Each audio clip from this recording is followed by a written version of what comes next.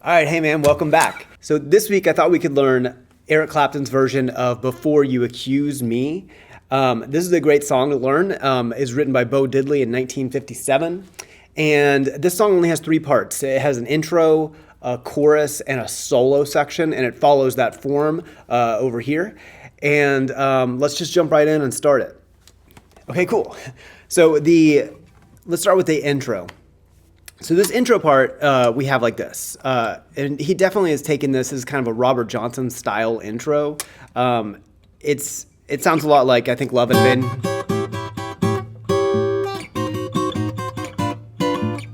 Okay, but this one he does it in the key of E. That one was in the key of A. So here we're doing it here on the 4th and 3rd frets. So we have this E7 chord that looks like 4, 3, 4, and we're basically going to slide this chord down to an E major chord. Okay, and we're going to do that with kind of a triplet rhythm and then plucking the thumb on the downbeats. So it's like this: 1 and 2 and 3 and then slide down again. Okay, that's those first 2 bars. After that, we go into the riff phrase. So this riff is important because he actually repeats it at the turnaround at the end of the chorus. So let's go over that riff now slowly. It sounds like this. Right after that E, so that kind of pushes the E in measure 2. Measure 3 starts like this.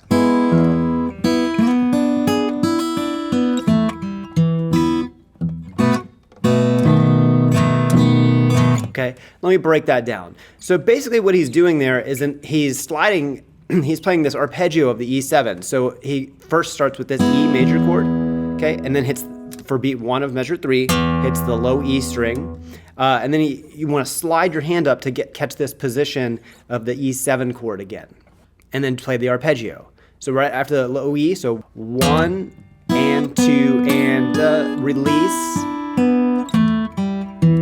Okay, and then back down. Let me slow that last phrase down one more time. Okay, first you're gonna hit the low E string, then pop these 2, then arpeggiate this E7 chord like this. Okay, once you get to the top, release your 3rd finger, and then come back down the arpeggio. So again, it's like this.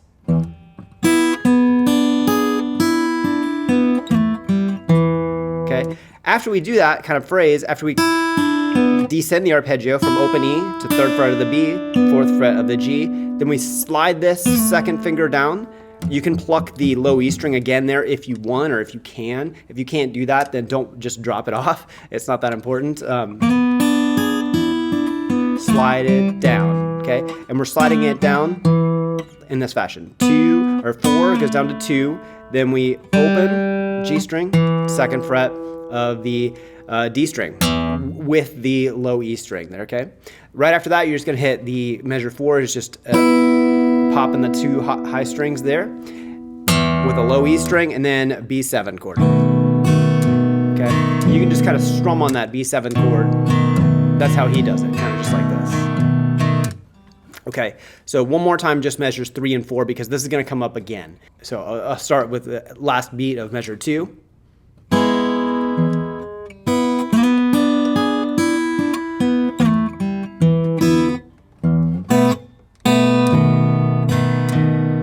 Okay, so that's the intro. All right, so now let's talk about the chorus. So the chorus section is basically just a 12-bar blues, really simple. 12-bar blues in E with a fast change, meaning we go to the 4 chord in the second measure. Let's just kind of play through the first 4 bars real quick. It sounds like this.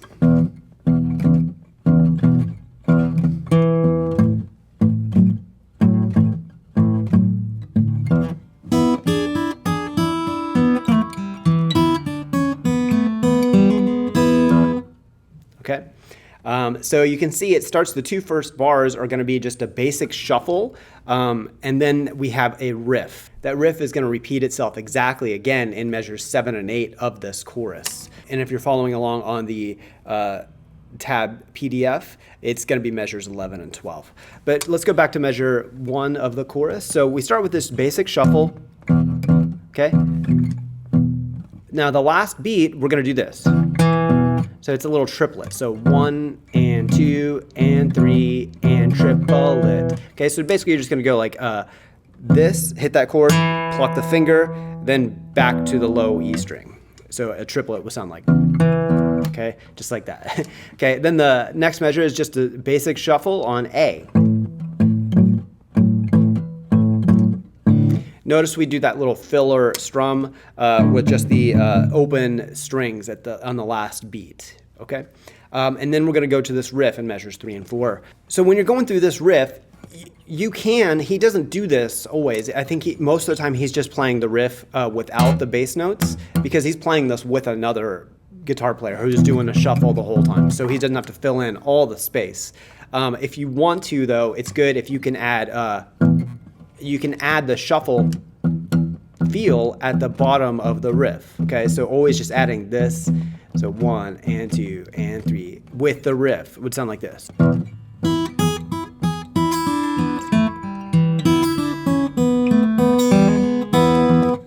Okay, like that. But for now, let's just go through the riff without the bottom notes, okay? If that's too hard, but you still want to add some bottom notes, you can just add them on the beat. So that would just be like, so don't do the heartbeat thing, just do the shuffle feel, just do the on the beat.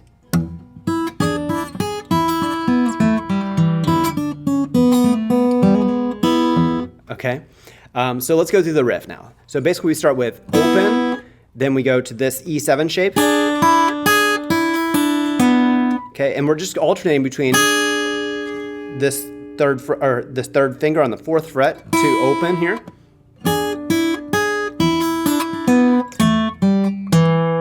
Okay, and then sliding down the same way that we did from the intro.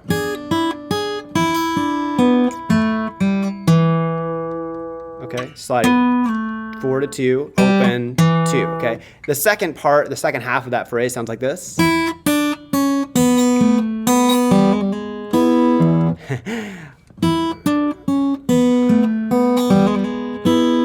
Okay, so notice we have a trill. That's what that TR on the tab stands for. It stands for trill.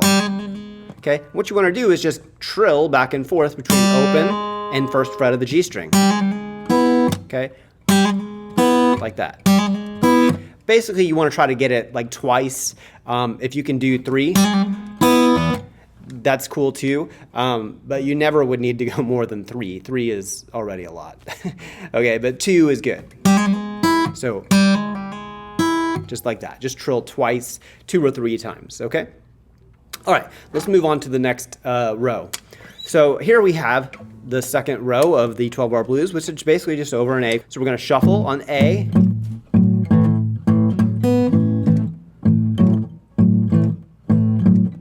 Okay, notice we have that little triplet phrase at the end of the first measure. It's where it goes like this. He's just adding it to kind of just to kind of have like a cool syncopation there.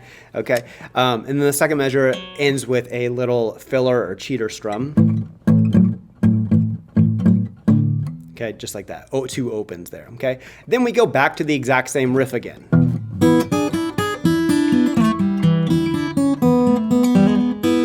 Okay, and then fill out the bass notes however you can or however you want. You can just do it on the beat like I just did it, or you can do that heartbeat. Okay. Again, when he's playing it, he's mostly just playing the top end with his fingers here, and sometimes he brings his thumb up to help play those phrases.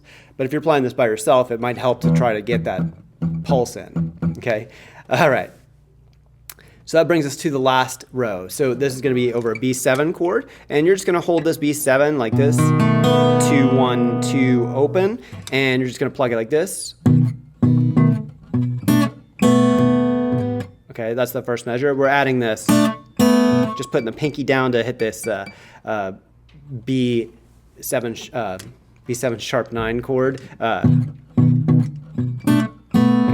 You don't have to do that either. You can just add that if you want to. It's just kind of a space filler. Then we go back to an A shuffle. We've done that before. Okay. Then it comes back to the phrase that we had from the beginning.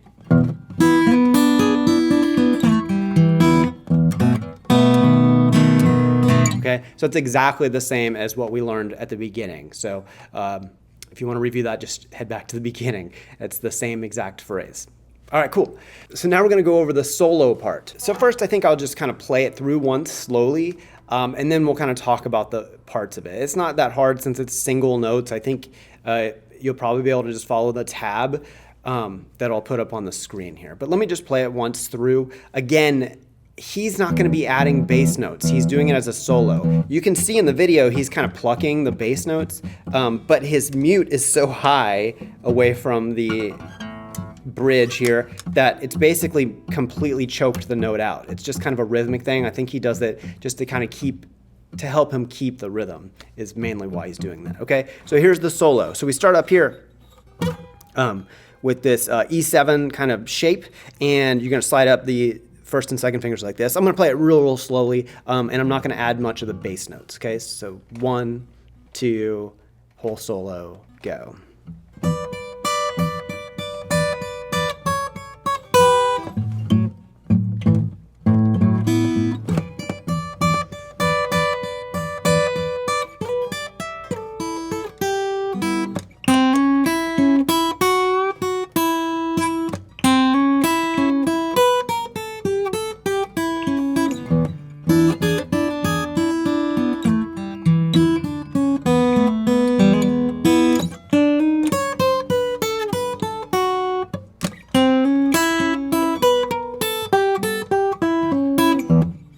Okay, that's basically the end of the solo, and then we have 2 different repeats. The first time he plays the solo, he plays this ending, and we'll go over that in a moment, and then the second time he plays like an ending tag. Okay, so let's go through the whole solo part now, more slowly. Okay, so first, we start with this. Okay, that's the phrase. We're hitting triplets with the finger. Okay, now normally I would pluck that with 2 fingers. Okay, but he does it with 1 finger. So to try to get a better representation of what he's doing, I'm also playing it with just 1 finger, rakes like this. Okay, so he's playing it triplet, 1 and 2 and 3 and okay, slide that down. Now we're going to be on 9th and 10th fret. Okay, triplet there. And then the last one on beat 1 of the second measure, you're going to play 7 and 8 on the top 2 strings, but you're going to actually bend this second finger, the second string, up just slightly. Not all the way to this note, just to give it a little bit of that what we call blues third, which is in between the minor and the major third. Like that, okay? Right after that, since this is a fast change blues, shuffle on an A chord, okay? Okay, because it's a fast change blues, it's just 1 measure of that. So the first 2 measures are going to sound like this.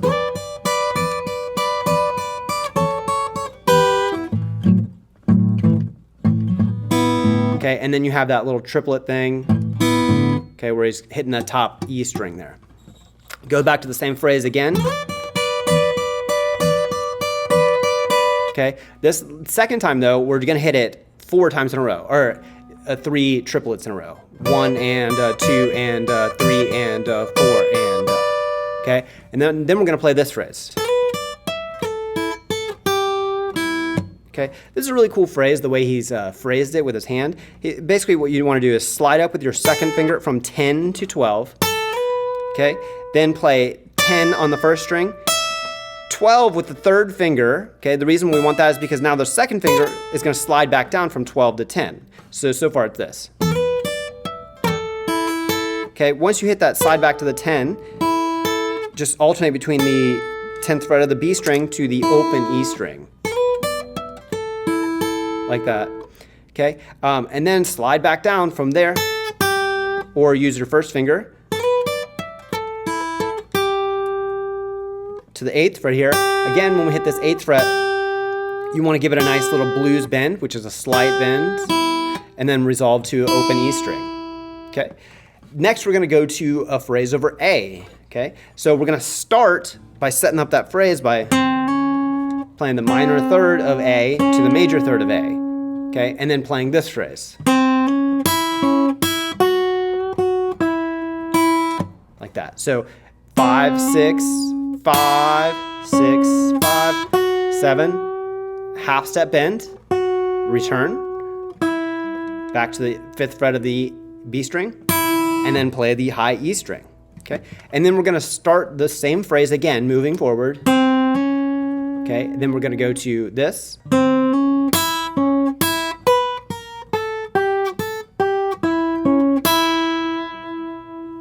Okay, so just follow the tab on that. The fingering, you can finger it a bunch of different ways, so just get those notes from the tab.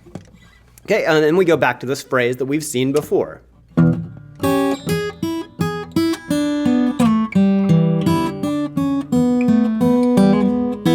Okay, that is basically the same thing as we phrased before, but we can slide in. That's the only real difference, is he hits this note, this kind of when he's sliding into that.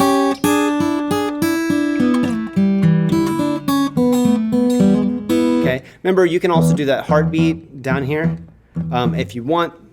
It's not really necessary, okay? But if you can, it's going to sound a lot better. So it'll be like.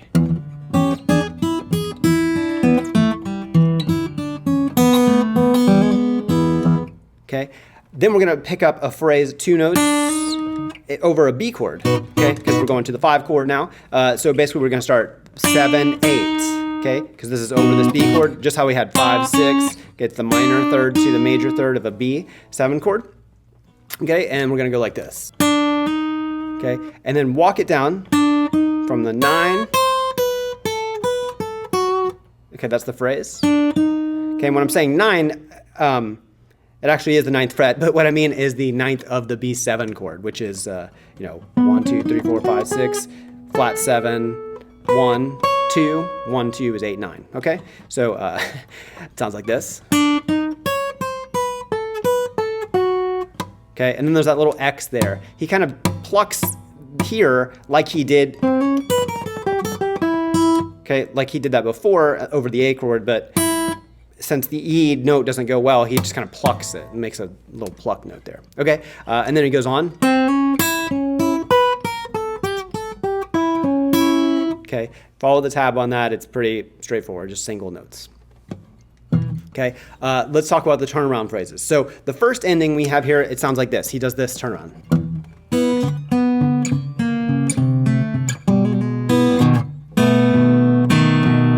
Okay, so basically it's this turnaround. So we're taking this shape here, the 5th fret of the A string to the 4th fret of the G string, and just alternating those back and forth in triplets.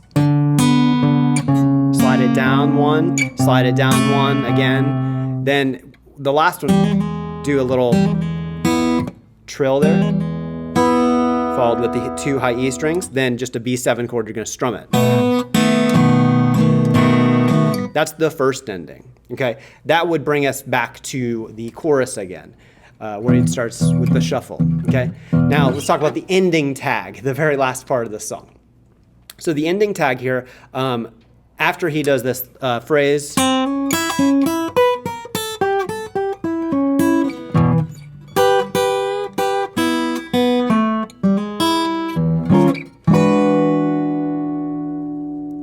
That's the very last thing he plays, and then pops that low E string. So let me slow that down real quick. So first we hit this kind of low power chord here, or you can just hit the low E string, which is just as effective. Okay, and then hitting this 3 times. Remember bending that minor third to the major third, doing that blues third. So it's 1, 2, 3. The 4th time we're just going to open the 2 open top strings, open E, open B. Then just the B by itself, 2nd fret of the G string. Okay, to hammering on, open to 1 on the G string. Okay, and then popping the 2 high strings. One more time, kind of slowly.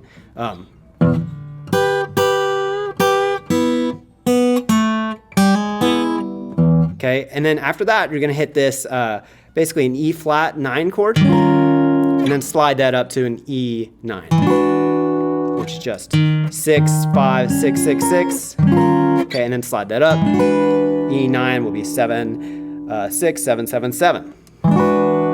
Hold that for a moment, and then I get a nice pop of the E string. So to do that cool pop, I love this sound. This is a cool thing to do, but you just kind of give it a little bit of extra pulling it away from the guitar, pop it down like that, and it makes that cool ending sound. Steve Ray Vaughan always does that, and I always just think it sounds so cool. All right, so those are all the parts of this song. So take your time on this one. It's not super easy, even though it sounds pretty easy. It's just a basic shuffle for the chorus part. But those riffs are kind of tough, especially if you're trying to add in the bass notes, and especially if you're trying to add the bass notes with the shuffle feel. Because Eric is not even doing that himself. He's mostly just playing the when he does the fills, he just mostly does the fill and leaves the other player to play the kind of bass notes and rhythm parts. But that's it. So these are all the parts to it. So take your time on this one, and be kind to yourself. If you're just getting going on this type of stuff, it's not super easy, and these solos can be kind of tricky. Even though it doesn't sound that hard, it's still a lot of notes to remember, and it can be kind of hard. So do your best on it, and that's it, okay? And I'll see you on the next one.